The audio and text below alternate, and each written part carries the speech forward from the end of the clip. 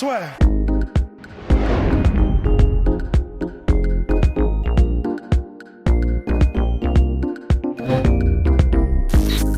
That's life. Bon, allez, bonjour à toutes et à tous. pardon. C'est en train de devenir fou, tout simplement parce que ça y est. C'était Frank Sinatra. Oui, ben oui. Et Dana White a décidé de nous régaler. Dana White, qui est véritablement en mission. Donc l'UFC doit reprendre le 9 mai avec une carte complètement dingue. 12 combats comme habituellement, mais ces 12 combats. Alors je vous les liste et ensuite avec Rust, on va faire le point sur ce projet complètement dingue.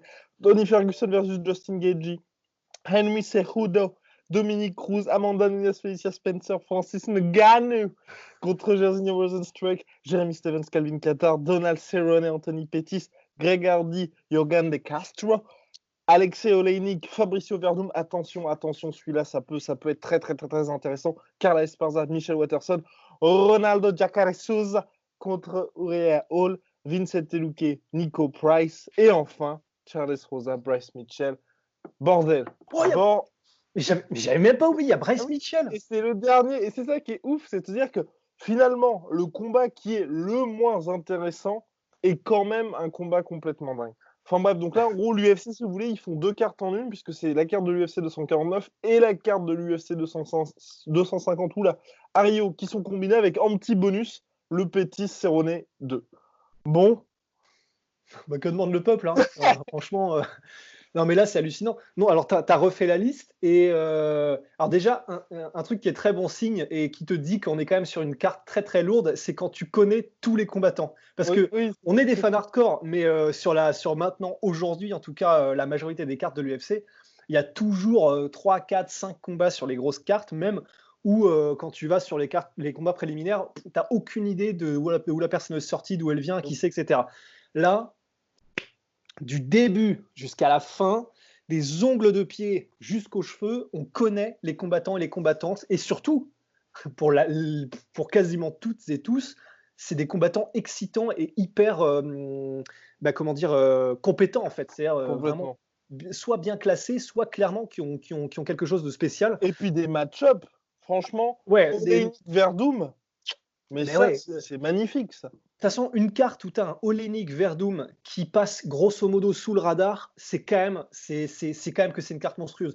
À la limite, le combat le plus faible de plus faible niveau, évidemment, c'est Yorgan De Castro contre Greg Hardy. Complètement. Bon, bah là, clairement. Bon, mais encore une fois, voilà, comme dirait Thomas Diagne, c'est un combat qui fait du bruit. C'est-à-dire que voilà, au moins, bah, c'est Greg Hardy, c'est quelqu'un qui est quand même relativement connu aux States, qui fait parler de lui. Et Yorgan De Castro qui est pas mauvais, donc ça va être un combat qui est intéressant. Et puis pour le reste, putain, par où on commence. 3 combats pour le titre, mon cher Rust. Ouais. C'est super parce que, ce que je trouve formidable avec cette carte et ce projet de l'UFC, là on parle vraiment hors coronavirus, on est vraiment concentré sur le sportif, hein, bien entendu. C'est que là, à la base, l'UFC, là, les projets, c'était ils vont faire plusieurs cartes par semaine et donc on pouvait se retrouver, selon ESPN, avec des événements en fait où ça allait être jeudi, vendredi, samedi. Là, plutôt que de faire ça, et l'UFC nous avait habitués à cette espèce de politique justement de nous sommes les leaders, on peut se permettre de faire un gros combat par soir, les gens vont regarder, on allait forcément regarder, donc ils auraient très bien pu faire le vendredi, on a Cerudo contre Cruz, le samedi, on a Ferguson Gaethje, et le dimanche, on termine avec Nunez Spencer. Là, Dana White, donc, qui est en mission et qui a dit je vous prépare la carte la plus badass pour l'UFC 249, on lui a dit non, Dana White, ça va pas se passer comme ça. Là, on voit vraiment que lui-même, ça lui tient à cœur de dire non, pas seulement on va être les premiers à revenir, mais quand on va revenir, tout le monde va être au courant parce qu'on va clairement tout exposer. Et là, franchement, la carte, pour moi, c'est la plus grosse carte de l'histoire de l'UFC. Et quand je dis de l'histoire, c'est bien évidemment, il y a eu des événements comme le 217, comme l'UFC 100, comme l'UFC 205. En gros, quand tu prenais, tu vois, les 3 plus gros combats, c'était des noms plus ronflants. Mais j'ai jamais vu une carte où tu as 12 combats et 12 combats où tu veux les regarder. Ouais. C'est vrai que c'est hallucinant. Là, j'avoue que ça, évidemment, l'annonce était choc quand tu dis c'était une des plus grosses cartes de l'histoire de l'UFC, mais c'est vrai que, disons, c'est clair, même s'il n'y a pas de McGregor au-dessus, voilà. en premier combat, bah, tous les combats, c'est des gens stylés et des gens qu'on a envie de voir. Donc c'est vrai que c'est vraiment, en fait, on ne sait même pas quel numéro ce sera, on ne sait pas comment on va l'appeler, mais en tout cas, c'est un UFC où clairement, tu fais une nuit blanche pour le regarder. Enfin là, clairement, t'as pas le choix. Perso là, bon, j'ai un très gros faible pour Bryce Mitchell parce que j'adore sa personnalité. Franchement, si vous êtes anglophone ou vous comprenez l'anglais, son podcast qu'il a fait avec Theo Von, qui est un autre mec du Sud, qui a Très un accent drôle. un peu, mais très drôle. Il a des histoires, mais hallucinantes. Le mot, bon, voilà, c'est des anecdotes, c'est pas des trucs de combat, mais c'est un mec, il adore être tout le temps dehors, il adore être dans les outdoors, il adore chasser, il adore construire des trucs tout seul, il adore machin. Et, et, et c'est un mec, je sais pas, c'est vraiment. Il a des histoires comme on avait les mecs à l'ancienne. Bah, il a des histoires de bagarres dans les bars, mais bon, ça c'est encore autre chose. Parce qu'il est encore jeune, hein, et il a des histoires où il est en train de retaper une toiture et il se met un coup de perceuse dans les couilles. Enfin, il a des histoires qui sont, je sais pas, c'est un personnage en fait. C'est un personnage de film, ce gars. Chaque anecdote est encore plus marrante que la précédente. En plus, j'arrête tout de suite sur lui, mais et en plus dans le podcast avec Theo Von, Theo Von est un comédien, c'est un comique. Et franchement, le plus marrant, sans même essayer d'être le plus marrant, c'est Brice Mitchell. Donc en fait, il a une personnalité incroyable et en plus de ça, c'est vraiment un tueur à gages. Enfin, dans la cage, c'est un tueur absolu. Donc il a cette espèce de tout ensemble et tous les combats petit à petit. Donc ouais, on va y revenir, les uns après les autres. Mais voilà, c'est effectivement Dana White qui a dit bon, les circonstances sont exceptionnelles. Euh, on va assurer le coup et assurer le succès de l'entreprise en mettant un event qui sera l'event du coronavirus. Enfin, clairement, il va tout péter avec ça. On va voir ce que donnent les chiffres, mais là, il met tout en œuvre et il sacrifie parce qu'il pourrait, comme tu l'as dit, il pourrait espacer, il pourrait faire plein d'events. Il a dit, OK, non, là, on va calmer tout le monde. Mhm.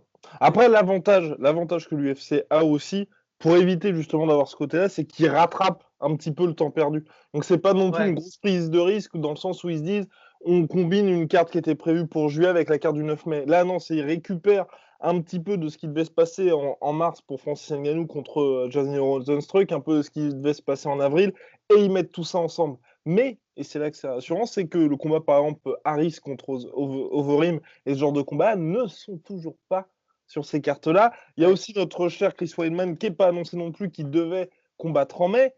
Dustin Poirier également. Bref, non, c'est quand même de très bon augure pour les fans. Et ouais, et pour moi, ce qu'il faut aussi que cette carte-là, elle fait plaisir, c'est vraiment le choix des combats. Donc, comme Rust l'a dit, a raison, c'est pour ça qu'on dit que c'est une des plus grosses cartes. Il n'y a pas McGregor, il n'y a pas des John Jones, par exemple la carte de l'UFC 214, où vous aviez Jones Cormier, Tyron Woodley contre Demian Maia, Chris Cyborg contre, j'ai oublié, contre, bref, non, Tonya Evinger, non? Ah, oui, sans doute, ouais. Peut-être, ouais. Plus, ensuite, vous aviez contre Ozdemir contre Manoa. Enfin voilà, il y a peut-être moins de noms, mais c'est des combats extrêmement fun. Je veux dire, Jeremy Stephens, Calvin Kattar, Oleinik Verdum. Vous avez aussi le Jacare Souza Rayaul, Vicente Luque, Nico Price.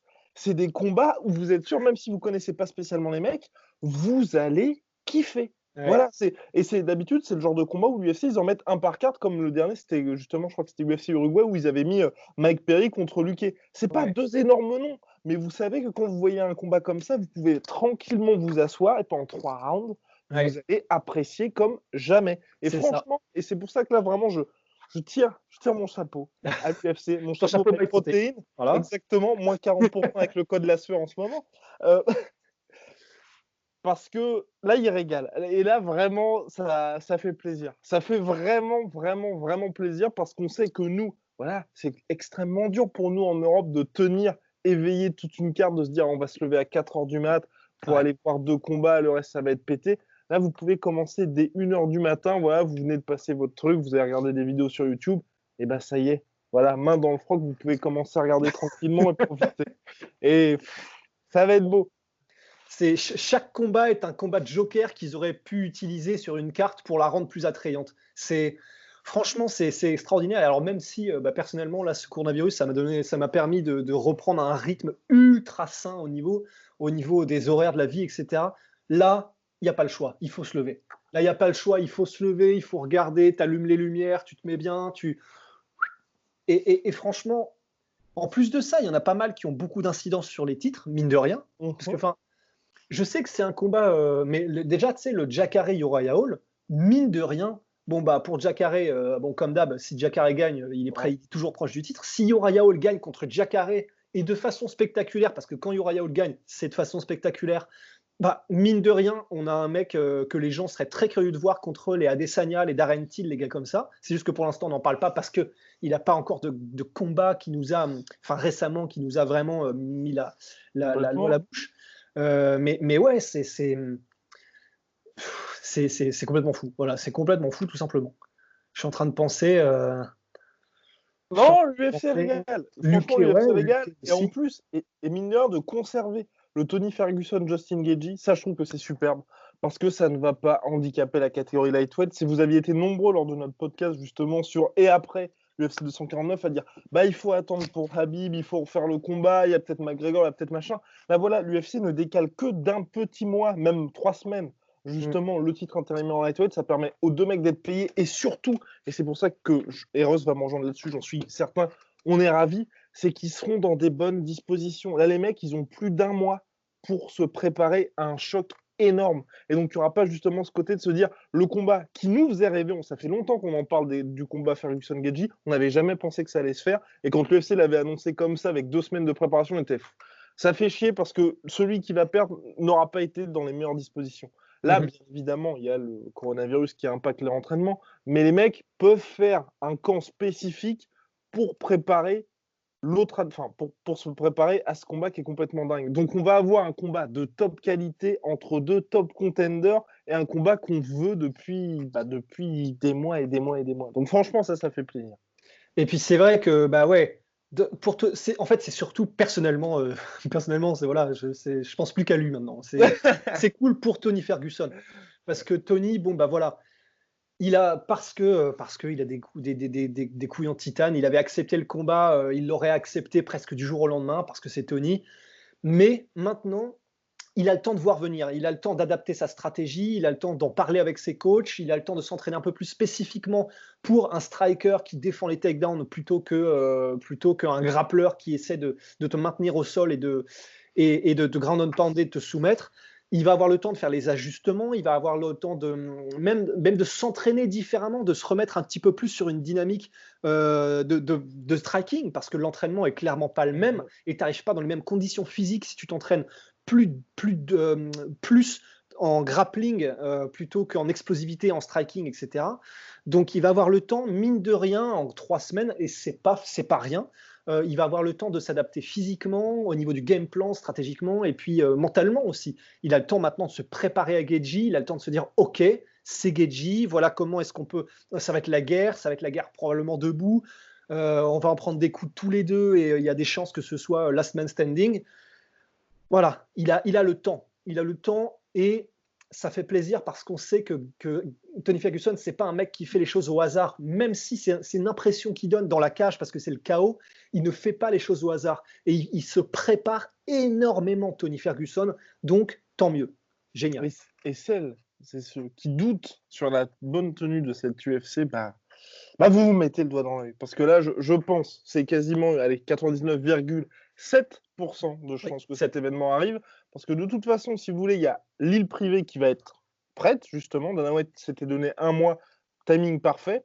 Il y a justement la situation de la Californie qui aura le temps d'être justement un petit peu aplanie avec les instances pour justement permettre à l'événement de se faire. Et aussi, surtout, il y a l'État de Floride qui, lui, a dit que effectivement pour les athlètes, pour les événements sportifs, ça faisait partie un petit peu on va dire des jobs qui permettaient, peu importe le confinement ou pas, de se tenir. Donc c'est pour ça que la WWE, donc en catch, va organiser ces événements là-bas, et donc l'UFC a un peu la porte ouverte aujourd'hui pour aller ici. Donc si vous voulez, là l'UFC a 3 solutions, plus Dana White qui a dit qu'il ferait selon toute vraisemblance des événements à l'UFC Apex, même si là c'est un peu plus compliqué puisque l'UFC Apex est à Las Vegas, donc Mm. dans le Nevada, et que la commission athlétique du Nevada, pour l'instant, a suspendu tous les événements de sport de combat. Donc voilà. Mais là, l'UFC a 4 options, dont la Floride, ou dans le pire des cas, si vous voulez, là, ils ont en même temps l'appui, on va dire, de l'État, donc enfin, du gouverneur. Donc dans tous les cas, il y a très très peu de chances que ça ne se fasse pas. Ouais, parce que là, en fait, ça suit la politique de Trump et la politique en général de beaucoup d'États qui commencent à se dire, dans une optique toujours de ne pas se faire sombrer l'économie. Et puis même pour les gens un petit peu, même Ouais, c'est s'ils ça. pensent Non. aussi d'abord à l'économie, mais il y a les gens aussi. Et en gros, ils savent que bah, voilà, il faut au moins qu'il y ait quelques divertissements, sinon les gens vont péter un câble, hein. C'est le fameux du pain et des jeux, c'est clair, Mhm. ça a son importance. Et dans cette optique de suivre un peu les directives de Trump en mode, OK, bah, coronavirus ou pas, il va falloir commencer à reprendre pour ne pas que tout se casse la gueule en même temps parce que ce serait catastrophique. Et donc, eux sont dans ce délire-là de petit à petit, en discutant avec les États et les gouverneurs, à réautoriser sous certaines conditions, parce que c'est le cas en Floride, de permettre à des événements de se tenir. Il parlait du golf, il parlait de tous les sports où tu n'as pas le NASCAR, les trucs comme ça. Tous les sports qui sont visés, c'est les sports où voilà, t'as pas, c'est pas du rugby, du foot, des trucs comme ça, où bon, bah là, c'est clair, tu es constamment à touche-touche et c'est du collectif, etc. Donc, il y a moyen un peu plus de réguler. Et voilà, visiblement, de plus en plus d'États vont réouvrir, paradoxalement, alors que le coronavirus n'est même pas encore à son pic là-bas, enfin, d'après ce que j'ai compris, vont commencer à réouvrir et à être plus permissifs sur les événements sportifs. Eh oui, mon cher Rust. En tout cas, ce que j'espère par contre, c'est que vraiment, et là je pense aux combattants, donc pas ceux qui devaient faire l'UFC 250, mais je pense à Francis Ngannou, Rosenstruck, Ferguson, Gaethje, qui d'autre, Qatar Stephens, et enfin tous les combattants, on va dire, qui étaient prévus sur les cartes donc ultérieures à l'UFC 250, que ça se tiendra bien le 9 mai, parce qu'au bout d'un moment, vous pouvez pas éternellement repousser les trucs Ah pour ouais, les mecs qui se tapent camp d'entraînement sur camp d'entraînement, parce que je pense à un mec comme Tony Ferguson. Ok, c'est ouais, cool que ça se fasse le 9 mai, donc vous décalez ça d'un mois, mais financièrement, on en parle énormément, mais si ça se fait pas le 9 mai et qu'ils disent ah bah finalement c'est le 9 juin, faut à un moment donné que l'UFC le compense, et quand je dis le compense, c'est pas le payer le salaire qui était prévu, mais que justement ils prennent en compte les camps d'entraînement qui ont été justement démultipliés, parce que là, se préparer un mois supplémentaire pour c'est Justin énorme. Gaethje où vous changez quasiment tout, bon, c'est cool parce qu'à la fin il va être payé, mais si ça se fait pas le 9 mai, ça commence à devenir un peu tendu pour lui. Ouais, et puis même s'il est payé à la fin, il sera payé moins, disons, la somme, moins tout ce qu'il a mis en supplément. Donc, on disait déjà que même si c'est une superstar, c'est pas si évident qu'il soit millionnaire ou qu'il roule sur l'or. Là, en plus de ça, clairement, il prend des pénalités en fait. Chaque jour qui passe là est une pénalité supplémentaire qui va taxer sur son salaire, quoi. Donc, ouais, voilà, il faut que ça vienne. Donc, visiblement, l'UFC quand même a l'air d'être motivé et Dana White est sur le pont. Mais voilà, ouais, clairement, il faut que ça se fasse, quoi. Mmh. Et dernier point donc sur cette carte, donc elle est absolument monstrueuse, 12 combats, aucun, aucun, aucun Aucun. combat ne doit être manqué par vous, fans de MMA. Et surtout, c'est important de dire, c'est que c'est une carte monstrueuse et c'est là que c'est intéressant, mais c'est pas une carte qui va coûter très cher à l'UFC. Et c'est là la force aujourd'hui de cette organisation, c'est que les combats vont vraisemblablement se dérouler à huis clos, pas de public, pas de billetterie, mais avec le deal ESPN, ils ont quasiment la garantie, enfin, de ce qui se dit, hein, d'après multiples analystes, d'avoir 500 000, l'équivalent de 500 000 pay-per-view qui sont payés par l'ESPN pour justement les droits de ces UFC numérotés. Et quand vous regardez, il n'y a pas de gros salaire sur cette carte. Donc pour l'UFC, c'est presque une affaire de faire justement ces 12 combats qui sont absolument immanquables. Ouais, ouais, ouais, c'est vrai. Après, il y a pas et disons qu'il n'y a pas un énorme salaire, mais il y a quand même pas mal de vétérans. Je crois des Fabricio Werdum, je crois qu'ils prennent pas mal. Il y a les 3 combats pour le titre qui vont prendre pas mal aussi. Hem, ouais, je sais pas, je sais pas. Je sais pas parce que je me dis, vu qu'il y a déjà 3 combats pour le titre, donc ça fait 6 combattants à payer quand même un certain prix, plus des vétérans comme Fabricio Werdum et tout, je me demande si justement, au contraire, c'est pas énorme, mais quand même ça nécessite, pas mal de dollars. Pas mal de dollars. Je Alors me demande. attendez, laissez-moi Laissez-moi regarder. J'utilise ma petite calculatrice. laissez Britney Donc on va tranquille. dire 500 000 pay-per-view. Les pay-per-view sont à 65 dollars si je ne m'abuse. Yeah! Ouais, je Nous crois. avons déjà 32 millions par- qui sont payés par ESPN hors bonus. Donc là, c'est que ESPN, pas les droits internationaux et pas justement le sponsoring. Putain. La carte. nous avons, on va dire, pour chaque combat pour le titre, en prévoyant très gros, mon cher Rust, je mets 1 million, enfin 500 000 pour chacun des combattants. Ouais, t'es généreux. Je suis extrêmement généreux. Et donc, pour tous les autres, pour tous les combats restants, je mets à chaque fois, allez, 300 000. Donc là, je suis très généreux. Je suis très Si généreux. seulement c'était comme ça, t'imagines? Donc, on a donc 3 millions, plus ensuite, donc 300 000 fois 9, plus 3 millions. Et oui, mon cher Rust, nous sommes au maximum. Donc là, la carte, donc avec ma générosité légendaire, on est à 5,7 millions en salaire sur toute la carte. En payroll? Putain. Attends, par contre, t'as dit 9 fois 300 000? Bah, 9 fois 300 000 pour les 9 combats restants. Ah, donc tu donnes 150 000 à chacun. Mec. Ouais. Ah d'accord, ok, putain, bah ouais, la vache, ouais, c'est pas énorme. Hein. Et donc en gros, sachant qu'on a dit que l'UFC était à quoi, 32 millions, c'est ça, je crois, 32 millions par ESPN. Donc ça fait que là, ils se font au minimum, hein, parce que là, on a vraiment pris à chaque fois fourchette très haute, ils se font au minimum 26 millions. Oh putain, c'est énorme.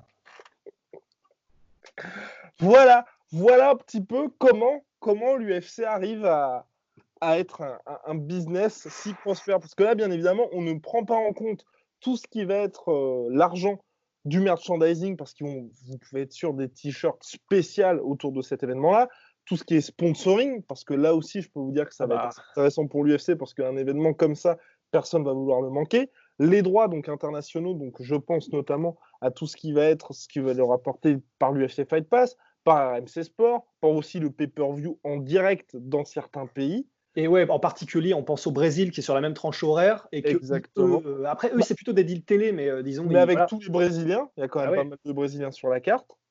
Putain. Voilà, donc ouais, voilà, Guillaume vient de vous faire un cours magistral sur pourquoi est-ce que l'UFC vaut je sais pas combien de milliards, plus de 5 apparemment aujourd'hui.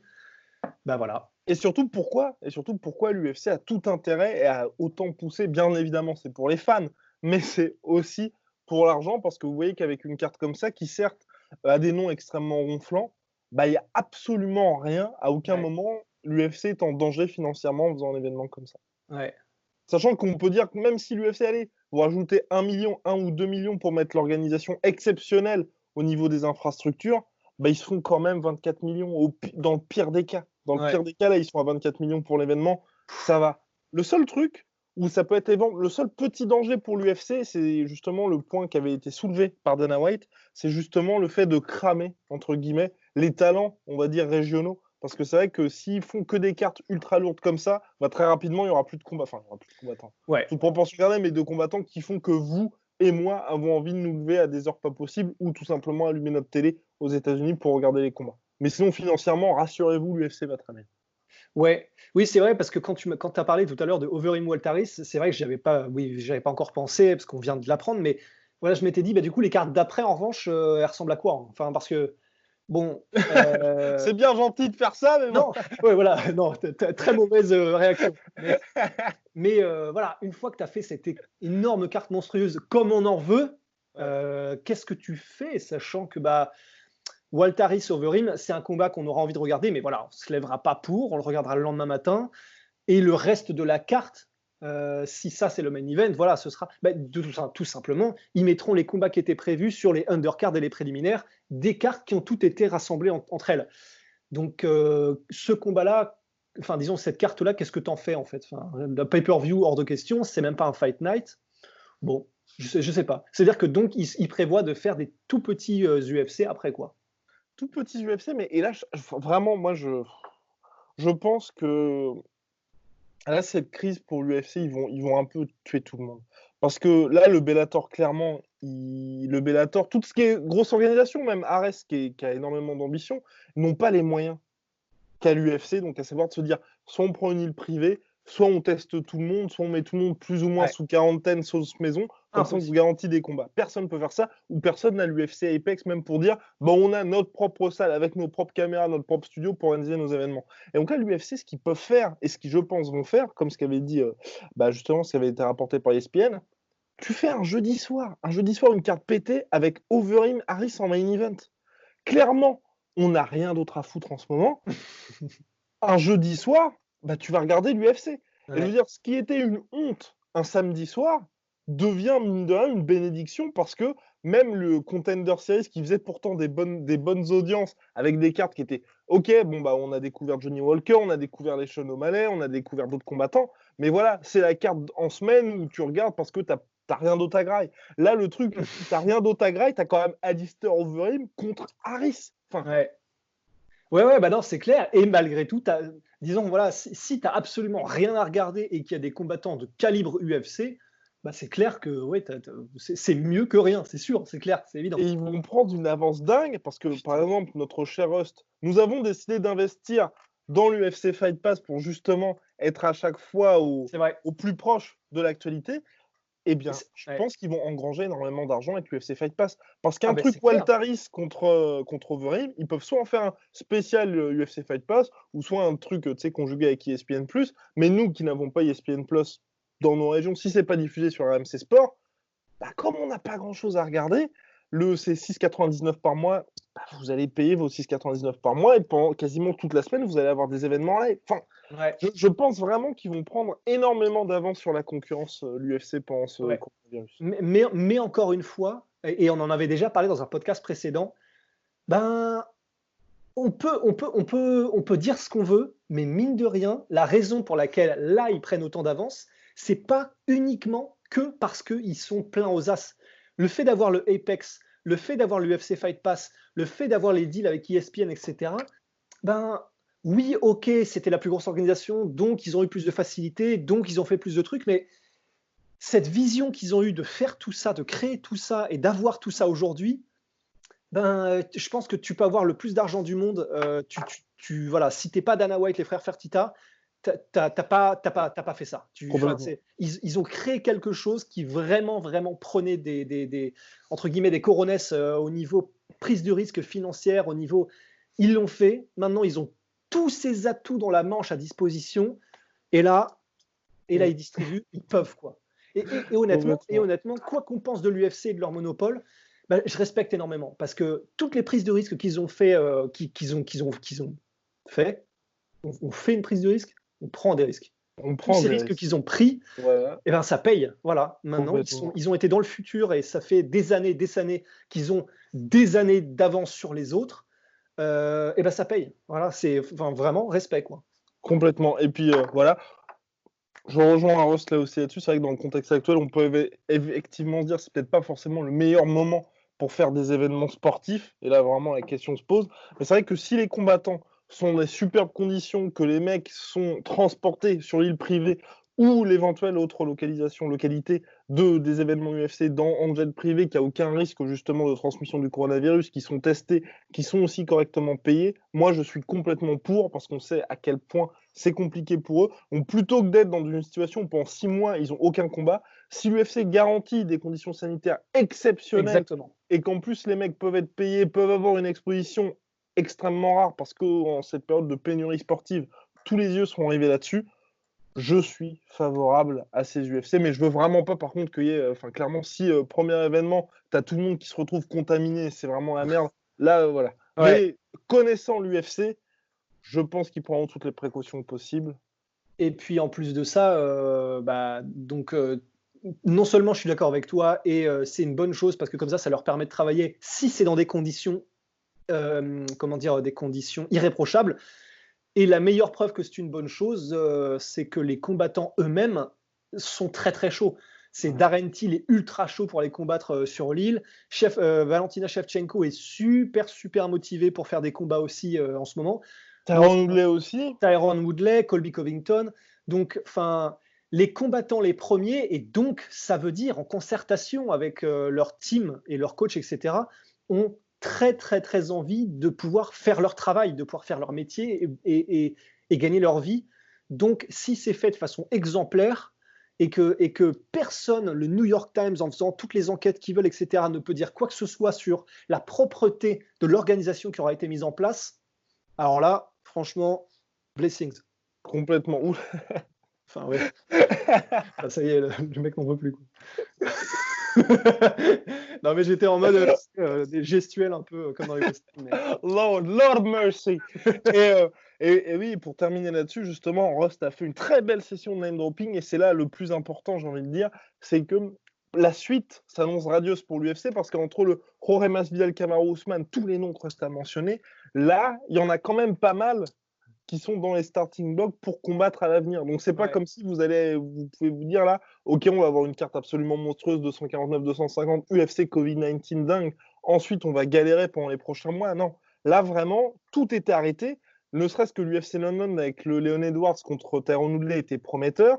Il y a toujours Colby Covington qui est en instance de discussion pour éventuellement affronter Tyron Woodley. Bref, il y a quand même pas mal de combats intéressants qui peuvent se faire ces prochaines semaines. Et ça, pour nous, fans, c'est une excellente nouvelle. Absolument, absolument. Et en plus de ça, j'étais en train de me dire, tu me l'avais déjà fait en plus le calcul sur d'autres cartes, tu sais, pour en gros établir un peu le pourcentage de ce que les combattants sont payés par rapport à ce qui est gagné par l'UFC. Et tu m'avais déjà mis des grosses gifles comme ça en faisant ce calcul-là très simple et en utilisant les mathématiques. Mais du coup, là, le fait de le refaire, tu vois, je me dis, et en plus, ça dépend à quel point l'UFC veut dépenser, mais toutes ces cartes-là, parce que par exemple, l'UFC London, il y avait énormément de combattants du Royaume-Uni. Et tu peux faire payer du coup les vols à tous les combattants qui est prévu là. Tu payes leurs vols et leurs trucs et leur hôtel et leur machin, je sais pas trop quoi, aux États-Unis. Parce que si maintenant c'est le moment de dépenser de l'argent pour avoir des cartes, etc., parce que l'attention est rivée uniquement sur le peu d'événements sportifs qu'il y a, c'est le moment. Et encore une fois, comme on l'a dit, au risque de nous répéter, l'UFC, ok, c'est des radins, mais en matière de prise de risque, ils sont intestables. Oui, non, complètement. Et puis surtout, franchement, on va pas se mentir, de toute façon, tant qu'ils font les cartes, ils sont assurés de gagner de l'argent. Absolument, mais c'est ça en fait, le calcul il est très simple. Ouais. Donc voilà, bien mon cher Rust, big shout out MyProtein, code la sueur, voilà, code la sueur, moins 40% en ce moment. Vous connaissez la routine, hein. Exactement. Et puis on se retrouve très vite. Swear.